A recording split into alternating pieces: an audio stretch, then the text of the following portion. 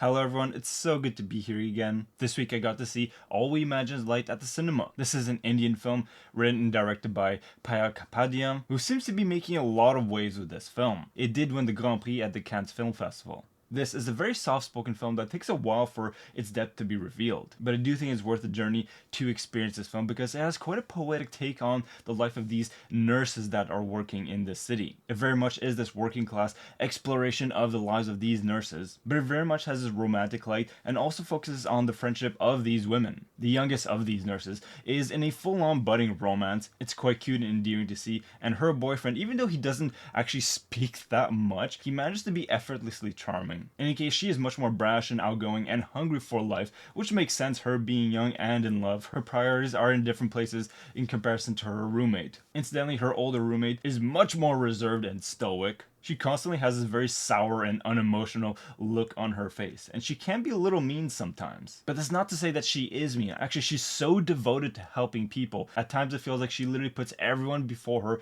rather than actually taking care of her own emotional state. Indeed, there's a lot going on beneath the surface layer of her character. It's quite a powerful performance that leaves a lot unsaid. You can feel this deep pain and confusion, as well as this deep longing for her estranged husband who is living in Germany of all places. Of course, as always, I won't go into too much detail to avoid spoiling plot details for you guys, because as always, I invite you all to watch these films, but there is a very powerful and tender emotional quality about this film that builds as the film progresses. But as for her two main characters over here, they do have a very interesting dynamic between each other. It's not always easy, they are quite different from each other, so they do kind of rub each other the wrong way every now and then. There is this kind of yin and yang duality about them in some sense, and though they do get in a few scuffles every now and then, ultimately their friendship smooths things out. But there is something oddly parallel about the struggles that they're both going through. The younger one, though she does have this beautiful romance that's developing, there are a lot of blockages that are kind of impeding this perfect romance, be that family or societal restrictions or expectations. And as for the other nurse, she has this potential with one of her coworkers who's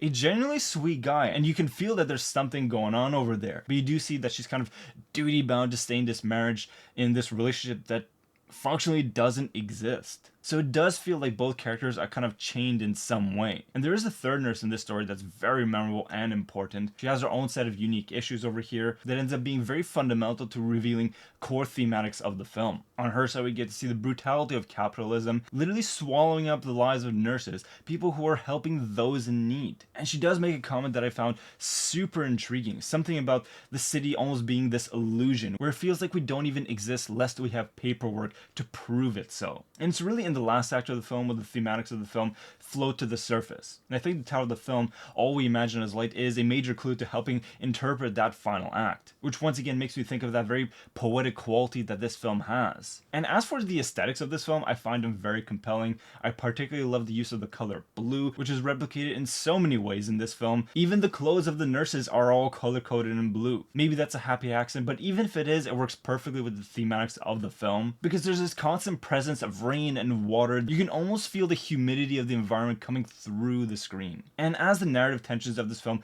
slowly layer and layer on top of each other, it feels like the monsoon rain itself as well is building over time, and it forces hidden emotions to resurface and come to the light. And I guess I do mean that literally and metaphorically. Look no further than that super vital scene in one of the last chapters of the film that will take some creative thinking on your part to see how you want to react and interpret that scene. And I do find it amazing how the water itself brought on that event. I don't think that's an accident, and I think it's a very beautiful and poetic way to bring that message to us through the art of cinema. So yes, this is very much a slow burn drama that brings a lot of complicated emotions to the screen, albeit in a very tender, mature, and nuanced way. I imagine this might be too boring for some audiences. In terms of the plot, it is quite light in some sense. Ha! No pun intended once again with the title of the film. I guess if you want to be entertained, you can go watch Gladiator 2 if you're so inclined. Personally, I thought this was lovely. I did need a minute to process this film. I kind of put it on the back burner over the night and just, walked with it, just sat with it and contemplated it.